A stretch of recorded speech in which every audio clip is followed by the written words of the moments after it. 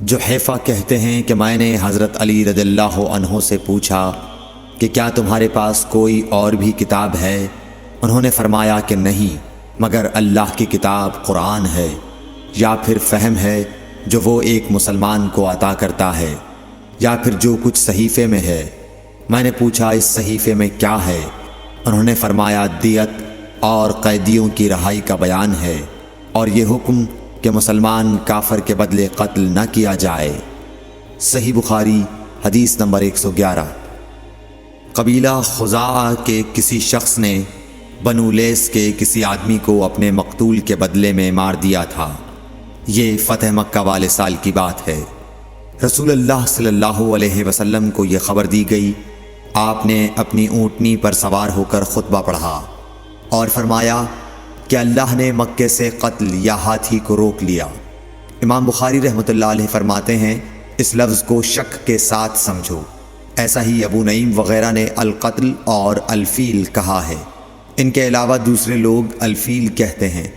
پھر رسول اللہ صلی اللہ علیہ وسلم نے فرمایا کہ اللہ نے ان پر اپنے رسول اور مسلمانوں کو غالب کر دیا، اور سمجھ لو کہ وہ مکہ کسی کے لیے حلال نہیں ہوا، نہ مجھ سے پہلے اور نہ آئندہ کبھی ہوگا، اور میرے لیے بھی صرف دن کے تھوڑے سے حصے کے لیے حلال کر دیا گیا تھا۔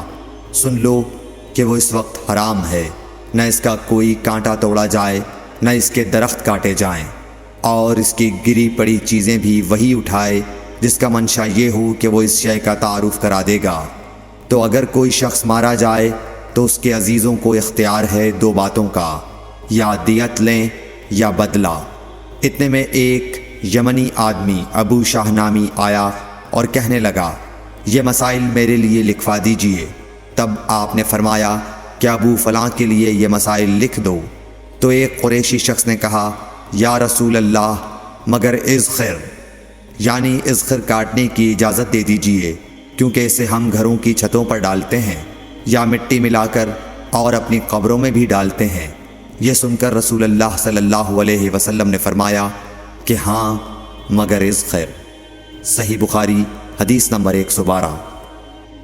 وہب بن منبہ کے بھائی کہتے ہیں کہ میں نے حضرت ابو ہریرہ رضی اللہ تعالی عنہ کو کہتے ہوئے سنا کہ رسول اللہ صلی اللہ علیہ وسلم کے صحابہ میں عبداللہ بن عمر رضی اللہ عنہ کے علاوہ مجھ سے زیادہ کوئی حدیث بیان کرنے والا نہیں تھا، مگر وہ لکھ لیا کرتے تھے اور میں لکھتا نہیں تھا۔ صحیح بخاری حدیث نمبر 113۔ جب نبی اکرم صلی اللہ علیہ وسلم کے مرض میں شدت ہو گئی تو آپ صلی اللہ علیہ وسلم نے فرمایا کہ میرے پاس سامان کتابت لاؤ تاکہ تمہارے لیے ایک تحریر لکھ دوں، تاکہ بعد میں تم گمراہ نہ ہو سکو۔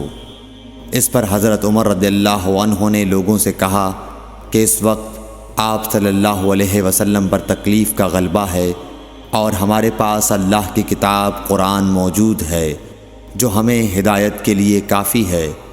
اس پر لوگوں کی رائے مختلف ہو گئی اور شور و غل زیادہ ہونے لگا۔ آپ صلی اللہ علیہ وسلم نے فرمایا میرے پاس سے اٹھ کھڑے ہو، میرے پاس جھگڑنا ٹھیک نہیں۔ اس پر ابن عباس رضی اللہ عنہ یہ کہتے ہوئے نکل گئے کہ بے شک مصیبت بڑی سخت مصیبت ہے، وہ چیز جو ہمارے اور رسول کے اور آپ کی تحریر کے درمیان حائل ہو گئی۔ صحیح بخاری حدیث نمبر 114۔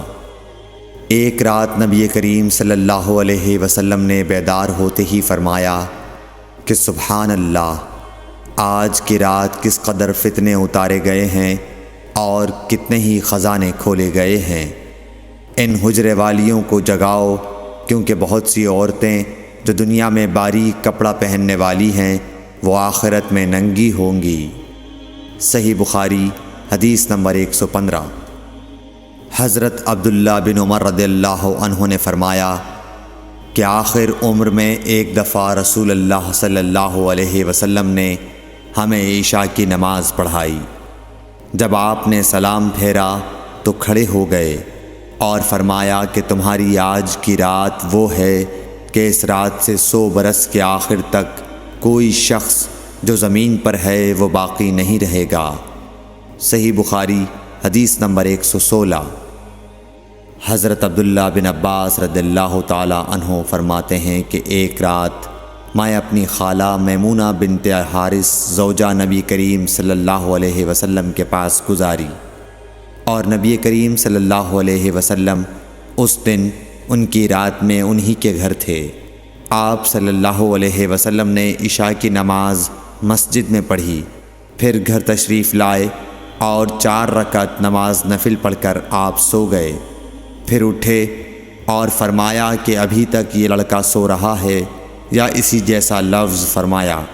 پھر آپ نماز پڑھنے کھڑے ہو گئے اور میں بھی وضو کر کے آپ کی بائیں جانب کھڑا ہو گیا، تو آپ صلی اللہ علیہ وسلم نے مجھے دائیں جانب کھڑا کر لیا۔ تب آپ نے 5 رکعت پڑھیں، پھر 2 پڑھیں، پھر آپ سو گئے، یہاں تک کہ میں نے آپ کے خراٹے کی آواز سنی۔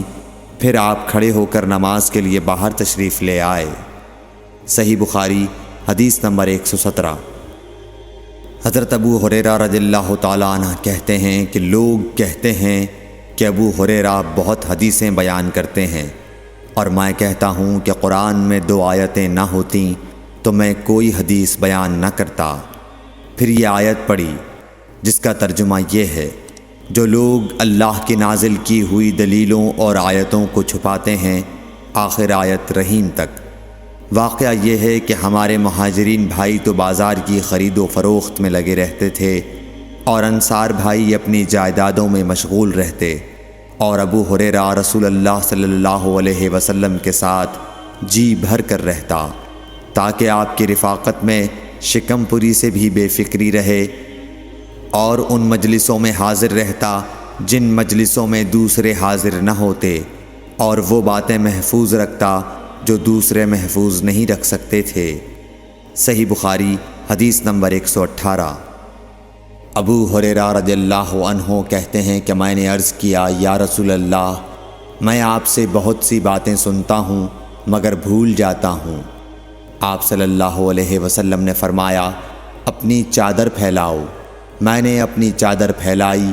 آپ صلی اللہ علیہ وسلم نے اپنے دونوں ہاتھوں کی چلو بنائی اور میری چادر میں ڈال دی۔ فرمایا کہ چادر کو بدن پر لپیٹ لو۔ میں نے چادر کو اپنے بدن پر لپیٹ لیا، پھر اس کے بعد میں کوئی چیز نہیں بھولا۔ صحیح بخاری حدیث نمبر 119۔ حضرت ابو ہریرہ رضی اللہ عنہ فرماتے ہیں کہ میں نے رسول اللہ صلی اللہ علیہ وسلم سے علم کے 2 برتن یاد کر لیے ہیں، ایک کو میں نے پھیلا دیا ہے، اور دوسرا برتن اگر میں پھیلاؤں تو میرا یہ نرخرا کاٹ دیا جائے۔ صحیح بخاری حدیث نمبر 120۔